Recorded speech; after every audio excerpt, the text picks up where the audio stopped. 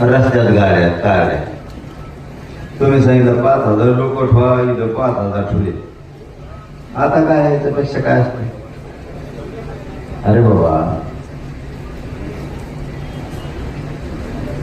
सरकारला नाशकी सवय लागलेली. देवेंद्र फडणवीस उल्लंघन केलं नाही केलं तरी म्हणायचं ते उल्लंघन केलं. तिथं 5,000 लोक आहेत. तुम्ही म्हणले इथं बसू नका, बिचारे इकडे तिकडे रस्त्यावर फक्त थांबतेत. मग आता पुढे थांबते. 500 किलोमीटर लेकर आले, द्या घर तुम्ही त्यांना. सरकारने घर द्यावा, थांबते. मैदानात त्या मैदानावर थांबले. तुम्ही ज्या जागेवर सांगितलं त्या जागेवर 4-5 हजार लोक आहेत. कोणचं उल्लंघन केलं? रात्री तुम्ही सांगितलं गाडी रस्त्यात ठेवू नका, नेल्या. CST BMC रिकामी करा, केली. कोणत्या नियमाचं उल्लंघन केलं? असं नाही पाहिजे. अन्यायकारक देवेंद्र फडणवीसने आमच्या सोबत वागू नये. नाही देवता आमच्याशी अन्यायकारक वागत नाही, वागणार पण नाही. पण हे देवेंद्र फडणवीस उलट सुलट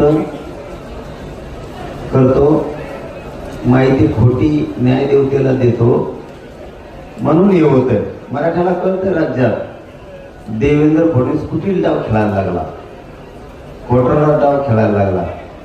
न्यायदेवतेला खोटी माहिती देवेंद्र फडणवीस देतो आणि आमच्या मराठ्याला अन्याय करतो. याचे पण दुष्परिणाम देवेंद्र फडणवीसलाच भोगावं लागते. आम्ही काहीच करीत नाही.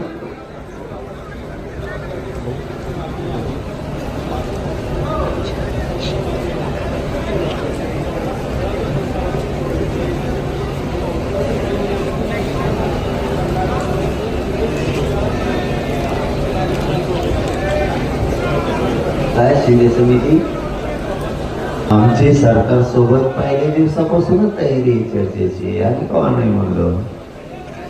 पण हैदराबाद नाही, हैदराबादचं पाहिजेच गॅजेटेड, पण सातारा संस्थान सुद्धा पाहिजे. कारण त्या दिवशी ते असं म्हणले मला, इथं शिंदे समिती, औंध संस्थान आणि बॉम्बे गव्हर्नमेंटचं गॅजेटियरच्या थोड्या कायदेशीर काही त्रुटी आहे.